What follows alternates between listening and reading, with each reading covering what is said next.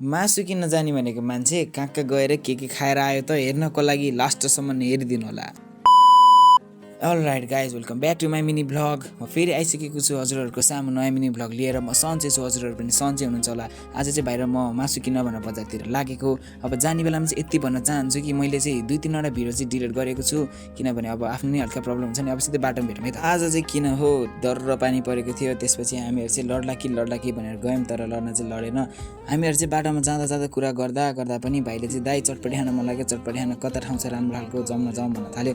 ल हिँड नि त भाइ, तिमीलाई म दामी ब्रान्डेड खालको ठाउँ लान्छु भनेर भाइले चाहिँ मैले चटपटी खान लगिहालेँ। मासु किन्न भनेर दिउँसो हिँडेको मान्छे चटपटी खान गएको भएर कस्तो ढिलो भइदिएर चटपटे बन्न त झन् लास्टै टाइम लाग्यो। तर चटपटे चाहिँ यतिसम्मको मिठो थियो कि त्यो नेक्स्ट लेभलको 5 स्टार भन्दा नि दामी थियो है। भट्टाभट चटपटे गम कि गम भाइले र मैले खाइहालेँ। चटपटे खाइसकेपछि हामीहरूलाई त पिरो पक्कै भइहाल्छ। त्यसपछि हामीले चाहिँ चुइगम किनिहाल्यौँ। 50 को चटपटे र 10 रुपियाँको चुइगम त 10 रुपियाँको होइन, 5 को चुइगम अनि अर्को 5 को।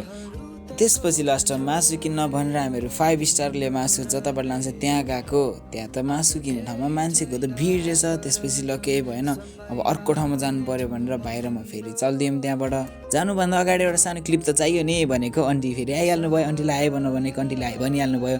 आन्टी पनि भाइरल हुनु पर्यो रे, अनि आन्टीलाई त भाइरल बनाउनै पर्यो नि, किनभने साथीको मम्मी भने आफ्नो पनि मम्मी नै हुन्छ। अनि त्यसपछि मम्मीलाई बाई भनेर हामीहरू चल्यौँ फेरि अर्को पसलतिर।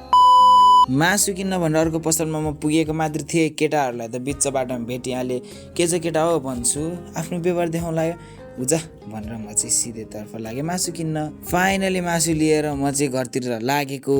घरमा पुगेपछि मैले झन् आफैले तरकारी बनाएर भिडियो बनाएर हाल्छु भनेर सोचेको थिएँ। घरमा गएको त लाइन पनि त्यस्तो थिएन। आज ठुलो पानी परेको भएर होला बाबाले त आज बनाउनु पर्दैन, पछि बनाऊ, बरु आज चाहिँ देऊ ठुलोमम्मीहरूलाई, ठुलोमम्मीले बनाएर दिनुहुन्छ, आज नबनाऊ रे। ल ठिकै छ नि त भनेर मैले पनि दिइहालेँ। अलराइट गाइज, अलराइट, हामी चाहिँ बल्ल घर पुगिसकेको थियौँ। पानी परेको भएर बाटो लास्टै चिप्लो थियो। जाँदा धन्नै लडेको म। अनि त्यसपछि घर पुगेपछि त्यस्तो भन्नुभएको थियो मलाई, तपाईँहरूले अगाडि सुनिसक्नु भयो। अब ल ठिकै छ भनेर मैले दिइहालेँ। ठुलोमम्मीले तरकारी बनाउन थाल्नुभयो। त्यसपछि अब अरू केही भन्नु छैन। यति भन्नु छ कि भिडियो राम्रो लागेमा लाइक, कमेन्ट, सेयर, सब्सक्राइब गर्न नबिर्सिनु होला। दिप्स नै अब फेरि आउनेछु नयाँ यस्तै भ्लग लिएर। आजको लागि यति नै, ल टाटा।